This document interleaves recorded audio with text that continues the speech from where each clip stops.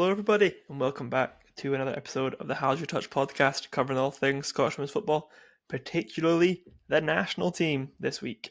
I'm Peter. I'm joined by Matt, as always. How you doing, Matt? Yeah, I'm good. Yeah. Amazing. I don't know. I've not got not loads has happened since we last There you go. spoke. Yeah, no, I've not that's got the good. flu anymore, so Listen, you sound clear. You're back into the swing of things. Not much happened in my life either the past week, so apart from unrelated to women's football, but just funny anecdote. My wife was up at whatever time in the morning. Claire was up at must have been like 3 a.m., 4 a.m. in the morning the other day, like feeding our baby, and like woke me up to tell me that Brendan Rodgers had resigned and that they had released his like mega statement and Martin Neal was in charge. And I actually was like, shut the fuck up. Why are you waking me up? And then I woke up the next morning and I was like, I had a pure weird dream that Brendan Rodgers resigned and Martin Neal was in charge of Celtic. And she was like, no, that's I woke up. So that was a funny anecdote of parenthood, of which you haven't laughed at, but that's okay. smiled. But yeah, nothing as dramatic happened for Scotland this week, thankfully. We're decent-ish. So we'll chat about all that. We bit about some of the under 23 action as well, I think, which will be good. Just get into it, really. No need for epilogue or no prologue. Scotland games. What are your overall thoughts from the two friendly games, as much as you can read into two friendly games against opposition of a level? Well, I think you can read quite a lot into it, considering we played the exact same team both games. Yeah. Which is a pretty big sign that that's the team and the system that Mel Andreatta has decided on. Sounds like you're not a fan, I based think off your tone. I think what I think about Scotland for too long now, we have a lot of exceptional players who Mm-hmm. will bail us out of a lot of situations. Mm-hmm. And we are hamstringing them by playing systems that either highlight their weaknesses or just don't make sense. And I think that's my big feeling from these two games is, against Morocco, who was 60 places below us in the world rankings, we won because Erin Cuthbert scored directly from a corner, and then Caroline Weir pulls out a worldie in the last minute. Yes. We created less than them. Mm-hmm. They had more shots than us. They dominated the large periods of play. And as is very often the case, Lawton and Nick Dock looked uncomfortable playing centre back, and Amy Muir struggled to hold the width on the left. And because we didn't have any wingers on the pitch, like playing on the wing, we didn't have any width, which forced us to play out from the back, which led to a lot of turnovers because of a variety of things, which we can talk about later. And then we did the exact same thing against Switzerland, and against Switzerland we don't get away with it because Switzerland are a better team than Morocco. And it's just stuff that it's bizarre. Like, it's not like Emma Lawton playing as a right centre back is something we've never seen before, but it's also not something that doesn't have very obvious drawbacks, especially given the fact that she just isn't a right centre back. Yeah. Well, I think it's to your It's not like point she's a about defensive right back. yeah, I think it's to your point about positions, and you said at the start that we've got players who have capabilities. Yet we're playing this back five, which is like a hangover thing. I don't know, with the back three being Jenna Clark, Nick Dock, Emma Lawton, only one centre back in our back three, and then your fullback, Rachel McLaughlin at fullback makes sense. Amy Muir at wing back. Out of the wing backs we have available, Amy Muir is the least wing backy probably. So Yeah, you're kind of like if you're gonna do the three, I feel like you kind of can't play Amy Muir as the left wing back just because of how much width is being sacrificed further forward. The wing back, which is a larger issue, is being asked to cover the entire length of the pitch and hold the width for the whole team. And Amy Muir is not left-footed. It's just simple as that. So just naturally comes Freya inside Gregory and is actually a left footer who has played wing back before. And I don't understand the logic of not giving her a shot in one of these games if this is going to be the system going forward. Because, she just had a worldie against Man City. I still have question marks over where her level is at, especially from a national team perspective, and whether or not we should be calling up someone like Tegan Bowie or, as the under-23s discovered, maybe even Addie Handley. But you look at her getting about 7 minutes in total, and it's like, well, what's the point? Because you could see it wasn't working for the whole game, and I just find it very odd. As I say, it's something that I think we've fairly consistently spoken about not being good, and I don't understand why it's better than a back four. That's probably my biggest thing. I don't get why we don't just play 4-3-3. Yeah. And I don't think, unlike when the men's team were doing the same thing to try and fit Andy Robertson and Kieran Tierney in the same team, Yes. it was because they were both probably the two best players in the squad. And it was kind of like accepted that you have to do something to But it get the ball equally from the pitch. wasn't working with the men's point anyway, to a point. It didn't, yeah, it also didn't really work, but at least you could see why they tried to do it. Yeah. I think Amy Muir and Nick Dock and Emma Lawton are all fantastic footballers. I don't think any of them are so good that we need to change the entire system just to try and get them in the team in a position that then doesn't work for them. I would agree. I would say that like the 11 players who started are probably the 11 best individual players. But as you say, it's not as if, well, maybe Sam Kerr misses out, I suppose.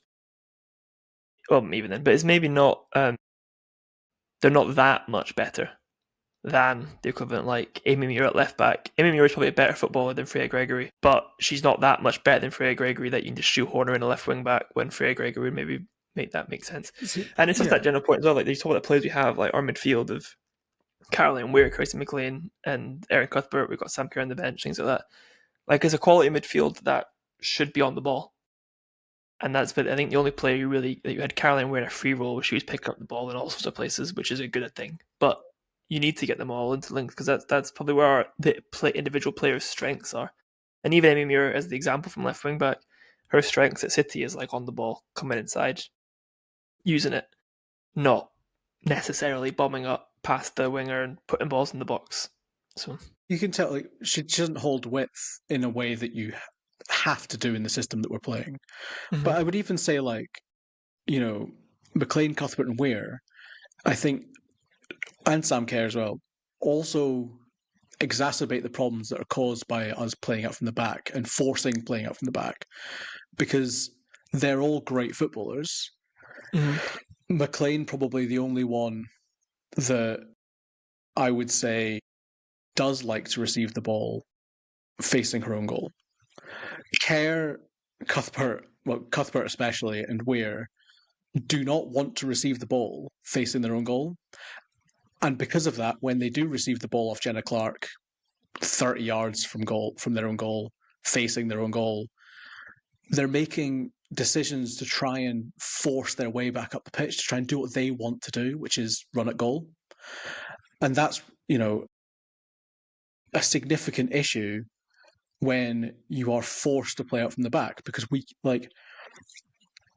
if we played a 4-3-3 in this game, for example, and we were struggling to play out from the back against Switzerland's press, you can just launch it to a wing.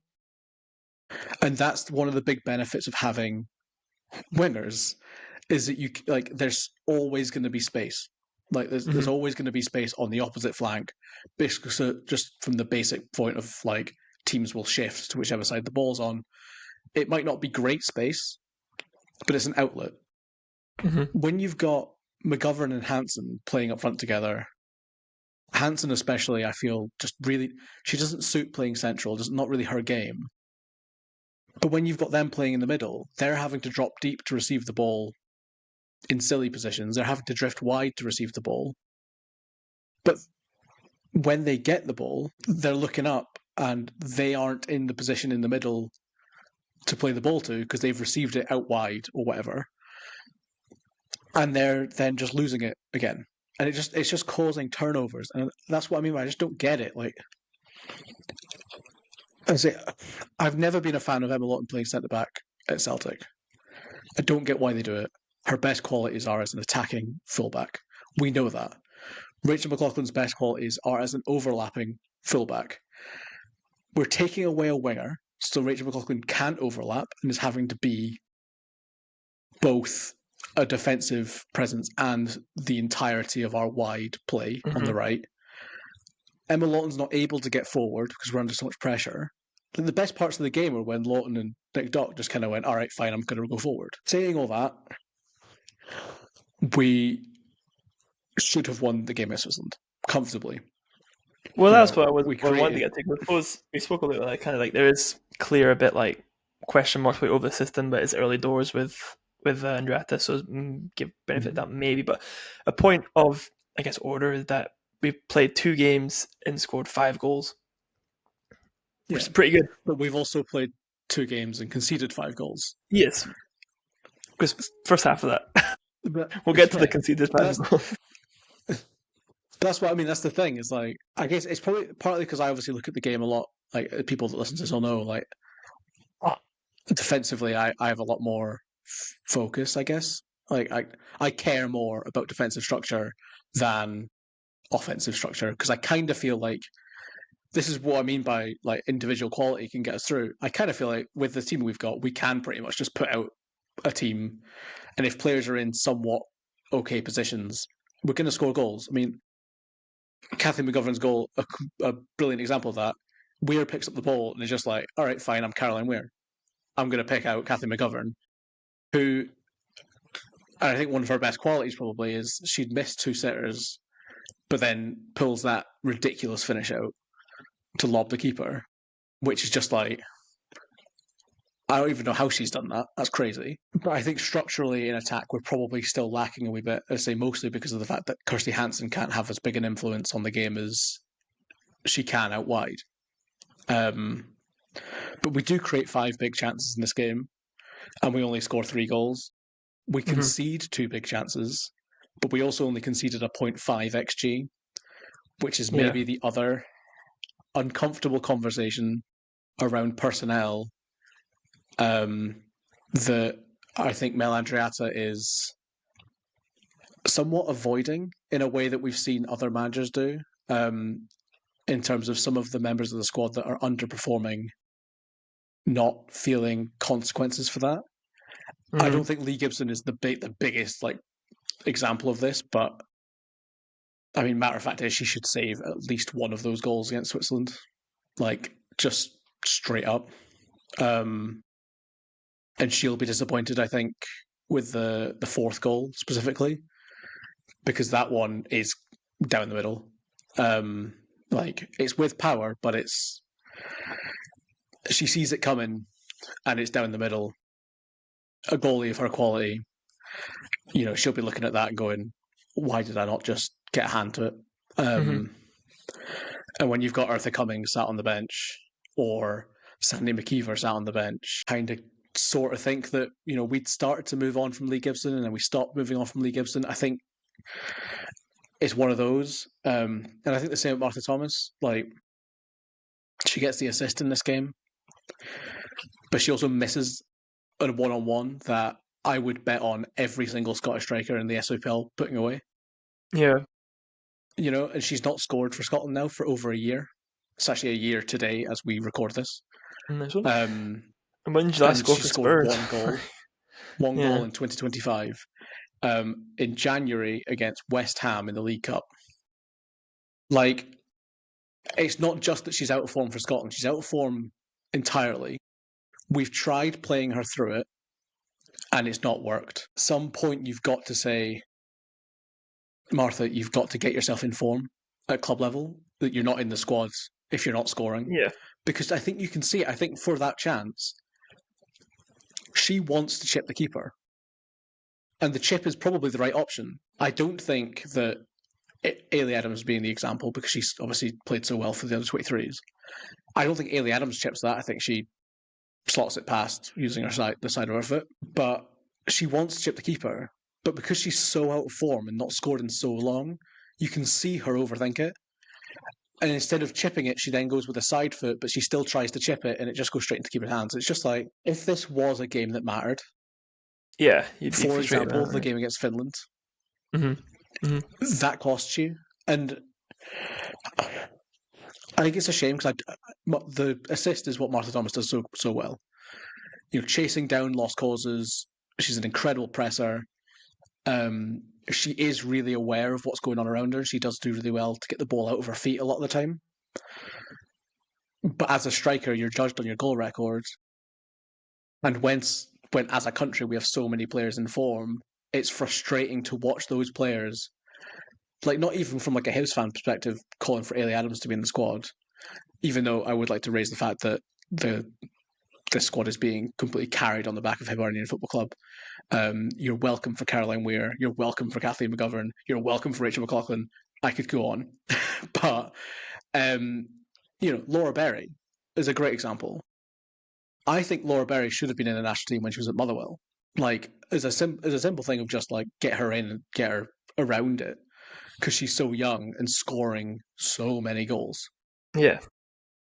And I feel like it then leads to the problem that we've got in defence at the moment where you do go, well, who could play centre-back?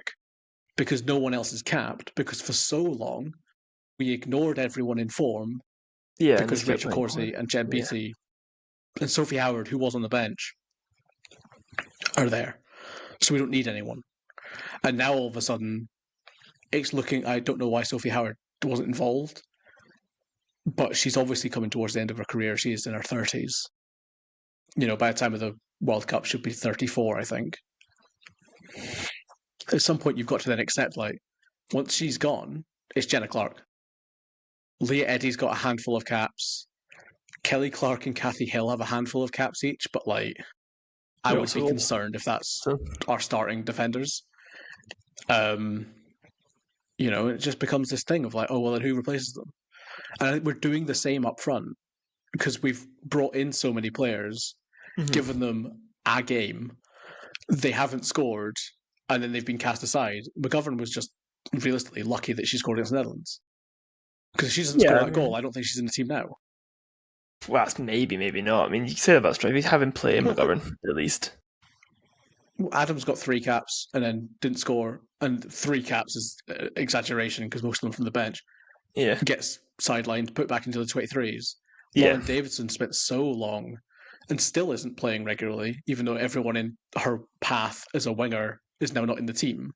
They're changing system to not play with wingers to avoid playing Lauren Davidson, despite her performances at Bran. Because she did, and it's just like, oh, you've not performed in the 15 minutes you've played over 5 games, sort of mentality that I find really frustrating when you then look at the wider squad and see some names in it that are like they've not performed in longer than that. Yeah, I mean, there is a need for probably further, not overhaul the squad, but you got to start bringing through more players. And you hope that Andreatta is noticing that, because otherwise I don't think it will be. Well, it's the optimism that we had when McCardle came in and was just like, right, let's tear up the squad entirely. Yeah. Here's 15 new players. Yeah. Has basically entirely faded because we've then just reverted back to, Kirsty Smith is the first sub at wing back. And like, I love Kirsty Smith, but I mean, I think there are green shoots there, though. I think that the goals we scored, some of the play was there. I think there's a limitation in this formation and system, but I think you can see that there is like the fact like that we're getting values and stuff that Andreatta has and style of play she wants it, and that has green shoots. It's just about getting the right players in the right formation and system to make the best of that. And neither of us think clearly that 3-5-2 is the way to go. Well, I think it's pretty clear we're getting the best we've ever seen out of Cuthbert and Weir. Mm-hmm. And, it's been for Scotland, a lot of conversation for Scotland about one of them will play well and the other one won't because they've both had to do roles that they're not like. When Cuthbert had to play defensive midfield as the lone defensive midfielder so that Caroline Weir could thrive further forward, or when Caroline Weir is forced to move further back, Erin Cuthbert go further. We've had that period, but now it seems like we've come to a solution that makes sense. I can understand being hesitant to play that midfield three with Kirsty McLean as the lone defensive midfielder and only have two centre backs to cover. Yeah. I can understand where that comes from, but I just don't think we've got in the squad the centre backs to then play to make that work, because you see it on, I think it was the first goal. Nick Dock doesn't track a runner because Amy Muir is being asked to cover the whole length of the left wing. She's not tracking the runner either. So traditionally in a back four, either the left midfielder or left winger or left back would have tracked that run from Alicia Lehman. She then crosses it pretty much unchallenged, the back post, where Emma Lawton gets dominated physically. And it's not even close. I think it's a poor challenge from her. Generally, I think she'll be disappointed that she didn't, because it's not just a size thing. We've seen small players, Stacey Papadopoulos in the league, Emma for Lawton example. is good in the air. Yeah, and Emma Lawton does it as well. They can win headers. It's not like the end of the world, but it's a different body position being that far inside, because she's obviously in line with the 6-yard box, than it would be if you were in a full-back position, which is obviously a bit wider. I just don't. I say, and then you don't get the if she makes that mistake in a game for Celtic, but then 10 minutes later she goes up the wing and puts in a fantastic cross for Noonan. You kind of forget the fact that she's been dominated in the air. Yeah, in this game, you can't forget it because she's dominated in the air. 5 minutes later, she gives the ball away, trying to play out from the back, maybe trying to play an inopportune ball. Then she gets beaten behind, the goal where they got played in behind our defence, and Rachel McLaughlin's the nearest player to the player that shoots, and she's run all the way from the wing to come inside, but the ball is played in behind Emma Lawton. Normally, not a huge problem for Emma Lawton, because that's just she can then challenge them at the corner flag. You recover, you stop the cross. In this situation, if you can't, because you recover and they've shot. Yeah, it's in the and box. that's where I just feel like it's such a weird thing where we're obsessed with forcing fullbacks to play wide centre back. And I've spoken about it in the league as well. I just don't like it. I don't think it works. I don't see the benefit other than they are better at passing than a Georgia Brown. But then if you're doing that, just play a midfielder there. Amy Rogers can play centre back. Yeah. Just do that. Or find a ball playing centre half that exists. Yeah. So it's not obviously Leah Eddy is the ideal, but she's injured, or she came back the game before this, so obviously you don't call her up. But I just find it really frustrating, because I do think that there's clearly positives. The fact that on XG this game should have ended 3-1 to Scotland, for example, right, is a positive, because it shows we're creating a lot and we're also preventing big chances against us. Yes. That's important as a thing to know that we can do. And it's also, I think, important to note that this is the kind of game a year ago, 2 years ago, we probably would have just lost it 2-0. Yeah. It's more positive than it was. Yeah. So, And I'm genuinely, the way Kathleen McGovern has come into the national team is unbelievable. Similar to when Emma Lawton you could have seen that coming. when Kirsty McLean broke in. Yeah. The top scorer in the league being someone that we should, maybe we should call up her strike partner. They only got 50 goals between them last season. And the other one now plays on the right wing. But, it is incredible, because it's not just it's not like she's not having difficulties. She does miss that chance at the back post that she should score. She does have that shot blocked off the line, which she should score. But she seems to have this unbelievable ability to just not let that affect her. She does it for Hibs as well, where she'll miss 3, and you'll be thinking okay, we're getting towards the hour mark. Is it going to be a game where she's just not on it and needs to come off? And then she'll just go and score a hat-trick. And I don't... It's such a like strong mentality that is obviously really impressive, and it benefits us so much, especially when our attack is built on, you know, it seems to be more built on individual quality than, Yeah. especially because it's so central. And it's stuff like, I mean, Erin Cuthbert didn't do it in this game. Like, she had a few bad touches in the box and then kept overplaying it, you know? So, yeah.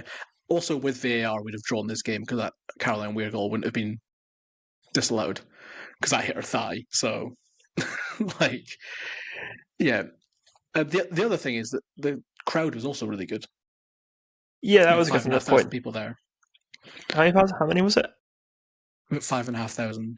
That's good. And then Dunfermline. Because that was what I missed to talk about, was this Dunfermline, but Yeah, they all need to go study the national anthem, like get some urgently, schools in because Dunfermline, I think. nobody was singing. The team were singing. Andreatta was singing. She's not even Scottish. Forever, it would like show the crowd, and it'd just be like, check my Yeah, phone, you know. Like, listen. I was like, fucking. Hampden is always obviously buzzing pretty much for the national anthem and for halftime. Other than that, there's not much. I did enjoy, But yeah, probably one of my favourite parts, obviously we spoke about the games and stuff, but probably my favourite part was Caroline Weir's post-match interview of it at the game at Dunfermline, where she said, bear in mind, Ballon d'Or nominee, plays for Real Madrid, played at major tournaments, scored goals for Scotland, scored at Hampden, I can't remember the name of the stand, but she said scoring in front of this stand is my childhood dream come true. I was like, what? You literally have a documentary made about yourself. You're a like Puma athlete, and you're like, yeah, fucking scored at Dunfermline. Yes. So I enjoyed that. Down to earth football we got. Grounded. I mean, we talk about it sometimes. The Scottish national team it's really odd because they're all from like there's not many national team players that are from Glasgow or Edinburgh. They're all from like bizarre places. Like Erin Cuthbert's from Irvine. Yeah. I've never met a single person from Irvine in my life. What are you doing? Yeah. It is so odd. New talent generation. So, yeah, but it is great. I think it's really nice to see how Caroline Weir's so authentically a Dunfermline fan. Yeah, I enjoy that. Because sometimes footballers hide who they support for various reasons. She doesn't, which I love. But also, it's just nice because she'll go and like do their like community football days and like stuff in the town, and that's like obviously going to be really important for the next generation of people coming through because they can see her up close and be like, oh my god, this genuinely world-class footballer has come down to my training tonight and told me that I'm good or something. So those videos are funny because I remember she did like a TikTok. I can't remember what channel this was, but she had all the kids in the line and her, and they had to pick a side for like away kit, home kit, goal, assist. And there's a few of those kids, man, would just do the opposite of Caroline Weir and be like, "You're stupid. This is why scoring a goal is better." And stuff like that. If I was there, I would have just been like, "What's Caroline doing?" Okay, I'll copy her. Yeah, that was funny. But yeah, there's definitely a lot of positives. I think generally just the big issue is that we're shoehorning players into positions that they shouldn't be. Like if you look at that starting lineup, you've probably got at least 4 players are playing in positions they don't want to be, or aren't familiar at the very least. Yeah. So, and that's the issue. Is that's nearly half the team. That's been a problem for Rewild. To be fair, it's just trying to get the right.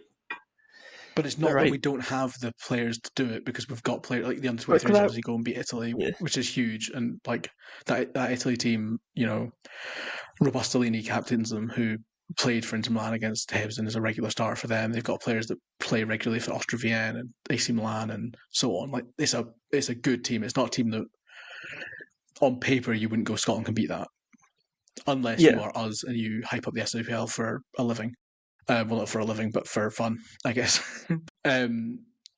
Yeah, but like So it's not like we don't have players that we could probably get into the squad, because we're not talking about, you're not talking about people that are going to win the Ballon d'Or next year that we're trying to shoehorn in.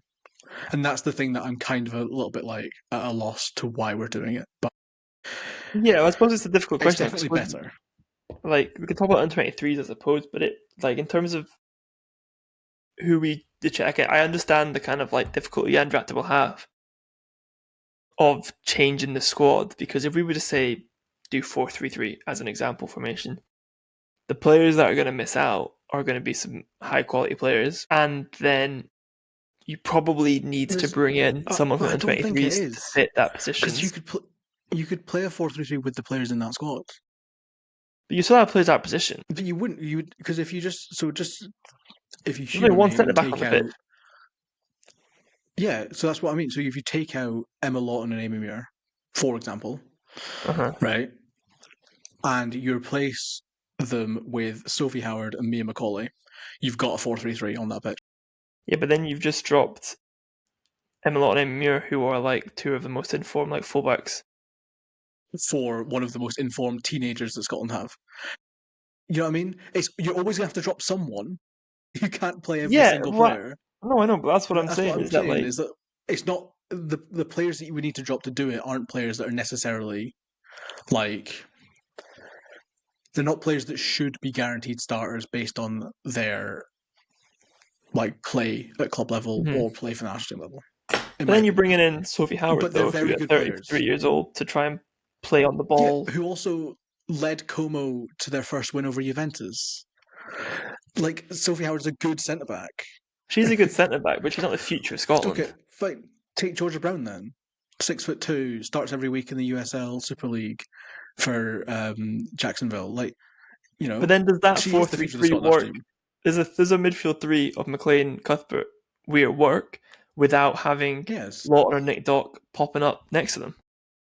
Yeah, because Lawton and Nick Dock or McLaughlin and Nick Dock would still pop up next to them because they'd be playing fullback instead of centre back, Would it be wide? and but it would also offer those three more ability to play in areas like the wide areas, because we didn't get much down the wings, and that's the issue, is that we're not able to do the things on the wing, and it leaves us very open because neither of them can cover both. Like, you can't do the attacking job and the defensive job. No, You I would. either I need a would. Yeah. properly top class centre back to play wide centre back so that they can go attack and not bother defending, or they need to defend. I don't think Rachel McLaughlin specifically, because she's the one that she's the better player. She's an attacking wing back. She should be up the pitch, and that's the thing that I'm like, I don't think we're getting the right balance. It's probably the best way of putting it. No, I And agree. I don't think that the players that we're putting in the team and the players that are getting called up to do it are necessarily worlds better than the likes of Adams or Bowie or Maria Mhm. McInerney, sorry, or Yeah. Jodie McCleary and so on, who are also playing really well at club level. And we've had a conversation ourselves, like, is Emma Lawton the best right back in the SWPL right now? I don't think she is. No, not currently. No, you're right. And I But think no, that's the I would. conversation, because the best right Yeah. back is Scottish and it is younger. Yeah. But we're going, okay, Emma Lawton, you're going to play. And that's where I'm like, it seems very much like you almost get, if you play well in your first 5 games for Scotland, you're almost set and you're like guaranteed to be not just in the squad, in the team. Yeah. And I think we need to move away from that and allow other players to get a chance. But also, we need to, if Emma Lawton's going to play, she should be playing as an attacking fullback. She shouldn't be Yeah. playing centre back. No, I agree. I agree with it. I just think there's probably a like. I don't think we could show up with the next camp and just go, we're going to do 4-3-3, and we're going to start Sophie Howard, and we're going to start me Macaulay, and then we would have the same No, success immediately. because we should use the We friendlies should to probably build use the up friendlies to try it out. Yeah, that's a instead good of using point. the friendlies to play players out of position. Yeah. Because it didn't. The thing that gets me the most is it didn't work against Morocco. That should have been a warning sign, where Andreatta then doesn't do it against Switzerland. Well, we got the win, and then we scored 3 goals against Switzerland. Okay, And you we just said got yourself dominated that by the XG Morocco, was, who if we don't have a team outperform their XG, we're laughing.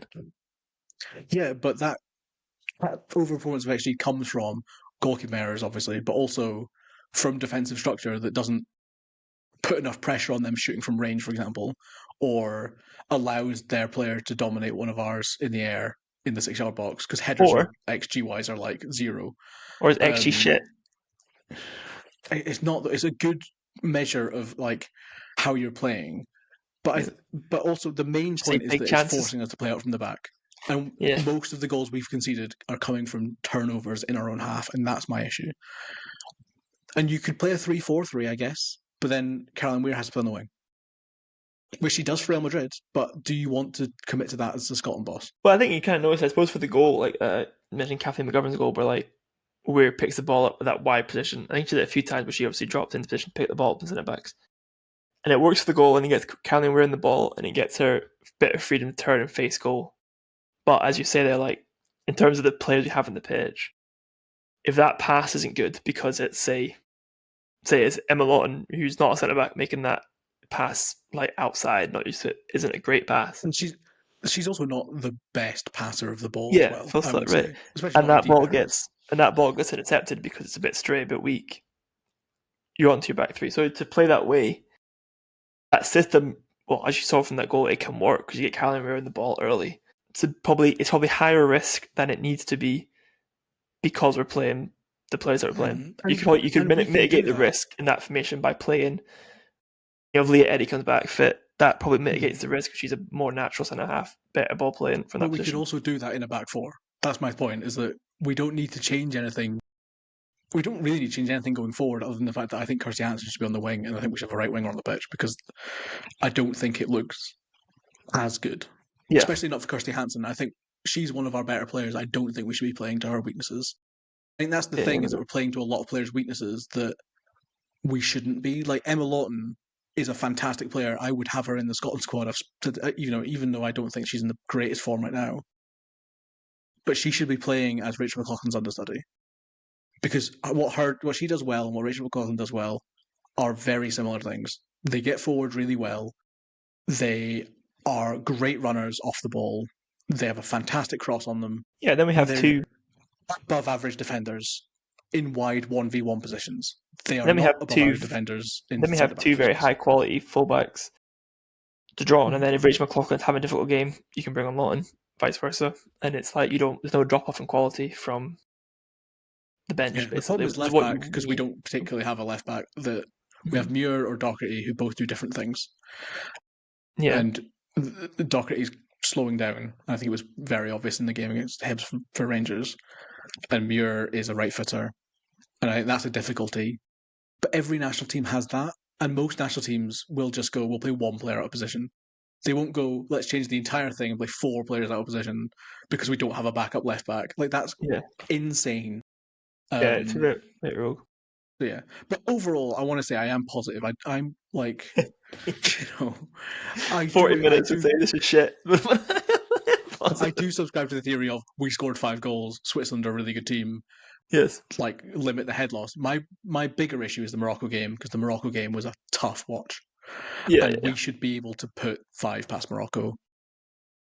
Maybe not 5, but we should be able to beat Morocco somewhat comfortably, or at least create more. To have It fewer was. shots than them, and to have Yeah. one shot in the entire game from inside the box, is just like not good enough. So that's And what that that comes from the system. is. That Andreatta's fourth game, fifth game, Yeah, I third mean, game. she's been in post like, I, It's only 2 camps or so, 2 or 3 camps. yeah, But I not guess very for that many, question, but yes. I take it. Is it enough camps to say that this is Andreatta's plan, Well, I or think is it, that's what I or mean do you by, I think think the fact that she's she still in didn't like a change a figure it thing. out phase? So I think she's still trying to figure it out, but the fact that she didn't change a thing suggests to me that this is what she thinks is the look of the national team and how it should right, work. yeah. And if she's listening, which I know It's she is, not. I know she's a huge fan of the pod. But if Andrea's listening, I just hope that she sees the issues that it's causing. It's mostly just, it's in possession, like early possession issues playing out from the back, and then it's also defensive structure because of the formation. I don't think it's personnel issues, and I don't think that we've got a personnel issue throughout the squad, because the SWPL is better than it's ever been. Mhm. Caroline Weir and Erin Cuthbert are in their primes. Our under 23s are, the Sweden game is tough. They're all goalkeeper errors. Like, all 3 goals are goalkeeper errors. by someone who's we not don't under score. 23 as well. But outside of that, you know, Yeah. 0-0 against Sweden is pretty good. I would take that at senior level. And then we go and beat Italy. So we've got players. I think it's just a case of getting the right ones together. And I think we need to be more ambitious in who we call up and how not brutal, but like how brutal we are in terms of like dropping someone. Because I think we are beyond the point where, you know, we know what Amy Rogers does. We know what Martha Thomas does. They're not players in good form. They're not world class players. I think if you look They're as not well, like undroppable, a but they're big, treated like they're undroppable. like a big thing, like we always joke about it, but like the energy and like vibes in the youth teams are like immaculate, and that's obviously like don't pick a player on that necessarily. But I think if Andrea is looking for a way to kind of create her national team for the next however many years and move away from the past, I think there's so much enthusiasm in the 23s and in the 19s as well that, you know, players like McCleary, Adams, Harry, Forrest, etc. Calling them up, I think would genuinely, it's like a new signing almost, that they would bring like a level of energy into the camp and that kind of youthful exuberance, I suppose, that I think would be the freshness that, you know, she can bring freshness into the squad quite naturally without really losing quality, which I think is something that I would hope that in the next camp, as she continues to kind of determine what her national team looks like, that's something that she would look to. Because that was, on 23s were good. You mentioned that kind of beating Italy, McEnany scoring, Ilya Adams scoring twice. Adams scores once, gets an assist. Sorry, goal against assist. Yeah, McEnany scores. McEnany captain in the team though. That's my G. So, I mean, I wouldn't argue with her getting called up for the senior squad. That's my point. Is that like, yeah, you know, those players aren't getting called up because of players that I don't feel are undroppable, and they're within the, you know, the positions of 19 to 23 within the squad, and then I feel like we should be more ambitious in rotating them and then giving those players a chance in those games. And I think we should be playing with centre backs and centre back and wing backs at wing back, and not bringing Lauren Davidson on the wing back and stuff like that. Like, I think that's the issue, and it's stuff that we criticise Elena Suzuki for. It's the same stuff, you know. But it's the same stuff. It's the same stuff we spoke with Joe Potter as well. Yeah, like, it's a bit overthought. Probably. That's where, when you're playing as a team of equivalent quality, that's what lets you down. You can play really well like we did against Switzerland, but we're let down by players being out of position and struggling to do things that they're not used to doing. And it's not an easy situation as a national team manager, because you're put in a position where you've only got so many players to pick from, and it's out of your control how they develop. You know, Martha Thomas's confidence is kind of out of Andreatta's control. That's up to Martin Ho to figure out. But Andreatta's the one that needs to deal with it for Scotland. And that becomes the Kirsty McLean developing as a defensive midfielder as opposed to an attacking midfielder are all things that she just kind of gets handed and has to deal with. Yeah. But overall, probably positive. I'd rate this break a B+. I'd say it's not really a positivity score, but sure, I'll go with it. 6, like a 6.5 out of 10. Like it's better than trajectories like this for visual people. If you're listening to this, my hand was at a slight angle up. Yeah, about a third of the way pointing upwards. Yeah. But yeah, I mean, I guess that was kind of a past week SWPL action. That'll be back next week. Don't think you miss anything else that's happened. Big news this week. No, well, there you go. Positivity, kind of as positive as your touch gets, really, about the national team this week. Hope you enjoyed it. We'll be back next week to chat about more SWPL action. Been Peter, it's been Matt. Make sure you're following us and everything as well. And yeah, see you all again then. Bye.